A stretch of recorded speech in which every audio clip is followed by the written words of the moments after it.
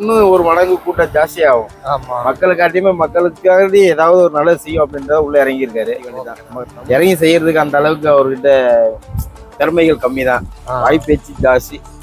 இப்போ வர விஜய் ரசிகர்களுடைய மன்றத்தை கொஞ்சம் உயர்த்தி பார்த்தா போதும். ஓகேண்ணா.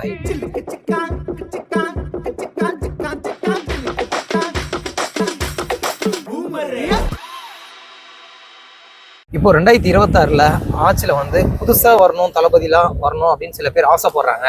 தளபதியை விட சீமான் அண்ணன் நிறைய பேர் வரணும்னு சில பேர் ஆசைப்படுறாங்க. அவங்களுக்கு பதிலடியாக நீங்கள் உங்களுடைய சர்க்கிள் இருந்து ஒரு பொதுமக்களாக இருந்து நீங்கள் என்ன ஆசைப்படுறீங்க?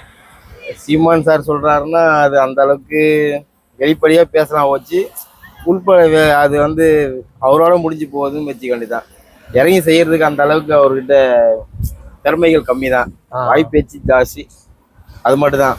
தளபதின்றது வந்து எத்தனையோ இடங்கள் போயிருப்பாரு, எத்தனையோ மக்கள் பார்த்துருப்பாரு. என்ன செய்யலாம் ஏது செய்யலாம்னு அவர் ஒரு கொஞ்சம் நல்ல ஒரு தடவைக்கு 100 தடவை நல்லா யோசிச்சு உள்ள இறங்கியிருக்காரு. ஓ, தளபதி என்ன? ஆமா, ஓகே. விஜய் சார் உள்ள இறங்கியிருக்காரு. ஓகே. மக்களை காட்டி ஏதாவது ஒண்ணு, மக்கள் நமக்குன்னு ஒரு கூட்டமா இருக்குது, இதுலயும் போனா நமக்கு இன்னும் ஒரு மடங்கு கூட்டம் ஜாஸ்தி ஆகும். மக்களை காட்டியுமே மக்களுக்காண்டி ஏதாவது ஒரு நல்லது செய்யும் அப்படின்றத உள்ள இறங்கியிருக்காரு. தமிழ்நாட்டு மக்கள் வந்து இப்ப என்ன எதிர்பார்க்கறேன்னா, இந்த டிஎம்கே ஏடிஎம்கே எல்லாம் முட்டு இப்போ வர விஜய் ரசிகர்களுடைய மன்றத்தை கொஞ்சம் உயர்த்தி பார்த்தா போதும். ஓகே.